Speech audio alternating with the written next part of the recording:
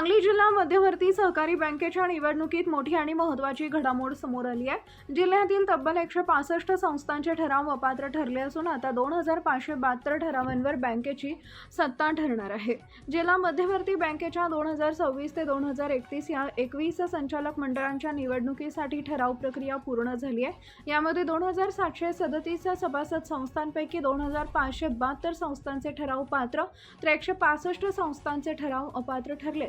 यामुळे यंदाची निवडणूक अधिकच रंगतदार होणार आहे। तालुक्याची नावं व सभासद ठराव असा: वाळवा 604, मिरज 478, पलूस 242, शिराळा 238, तासगाव 189, आटपाडी 177, जत 175, कडेगाव 170, कवटेमंकाळ 159, खानापूर 140 अशी संख्या आहे। विशेष म्हणजे वाळवा तालुक्यात 604 आणि मिरज तालुक्यात 478 पात्र ठराव असल्यानं या दोन्ही तालुक्या निवडणुकीतील किंगमेकर ठरण्याची शक्यता व्यक्त केली जाते।